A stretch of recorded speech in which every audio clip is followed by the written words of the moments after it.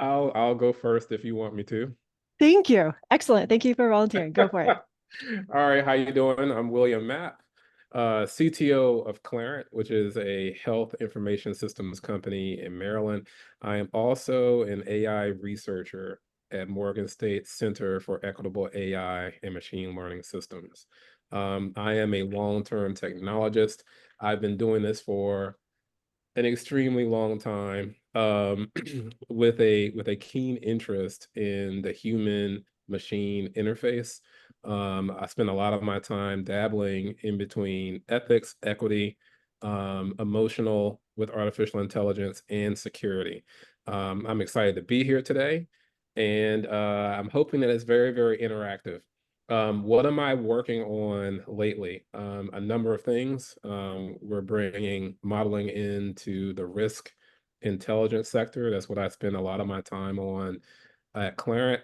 At Seamless, I spend a lot of time on building systems that have equitable and ethical outcomes. In one area in particular, we're building cognitive twins or AI systems that are able to mimic, make sure I use the right word, not simulate, mimic human behavior and still be able to make decisions while retaining the information in memory. So essentially, this is an AI that is aware of its possible biases, but still wants to make corrective action. That's a little bit about what I do, and I'm happy to just interact and talk today. Thank you. Oh, and as people may have noticed, William Mapp has graciously agreed to take the place of Gabriella Waters today. So thank you so much for being here. We appreciate your time. Shane or Julian? Hi.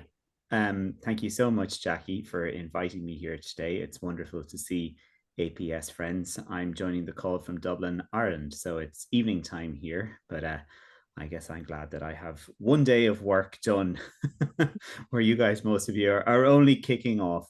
But I'm a physicist based here in Dublin, and I'm interested in public engagement. I'm a science communicator. I guess I straddle both being a practitioner and researcher in the area of physics education. But I am interested of late in, and I've been thinking a lot about it, and I'm very lucky to work in a university where lots of disciplines seem to be coming together to think about the importance of trust, and trust as it pertains to the issues that face our global society in the 21st century. I guess I reckon that a large number of the great issues that faces are socio-scientific in nature, and thus establishing ways to understand and to I guess to quantify or even to qualify trust is becoming increasingly important.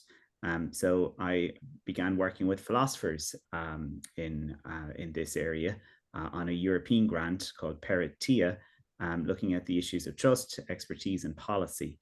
And as part of it, I began a podcast series called The Trust Race: How Scandals and Controversies Affect Our Trust in Science. And within it, we explored six areas, historical and current, where science and trust rub up against one another. And we try very much within the podcast series to empower listeners and offer hope such that they too can, I guess, establish or not the trustworthiness of experts that they encounter, be they physicists or other.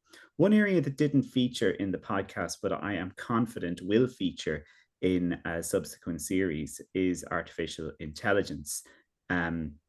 I guess it didn't feature because when we started, and I remember doing a piece on radio, I talk about science regularly on radio to the Irish public. AI in the public sphere was completely unknown. In 2022, I went on the radio in June to talk about artificial intelligence as to what it was, and this is before ChatGPT exploded on the scene. People hadn't a clue, really hadn't a clue. So I just think it's not that they were ignorant of it, it's just that it wasn't within the public discourse to the extent that it is only a few short years later. And I'm very interested in how we can or should trust artificial intelligence. I'm more broadly interested in the language that we use within this sphere, but I guess that's perhaps for another meeting at another time. But I'm very much looking forward to chatting with fellow physicists today about this fascinating topic. Thank you. Thank you so much. And Julian is also our treasurer from FGSA, who is also co-sponsoring these events. So thank you, Julian, for coming, and go ahead. Hello all, I'm Julian Mintz. Pronouns you can see are they, them, there. I'm a 5th year grad student now. Man, the time flies. At Penn State. Most of my time here has been doing condensed matter experiment work, focusing on a cool cross-disciplinary biophysics project that also had some AI involvement with a machine learning model to try and identify diseases more efficiently than the COVID rapid tests. I'm now pivoting towards physics education research, and the current project that I'm working on, there are 2. One is about trying to use AI to grade student work in place of TAs, because we found that just TAs have way too many time commitments already, and if we can reduce that, that would be excellent. And then the other project is about seeing how we can best integrate AI into the courses at the university, because we know that students will use it to some extent. We want to get ahead of that rather than just having them able to easily use it for every assignment without any sort of safeguards.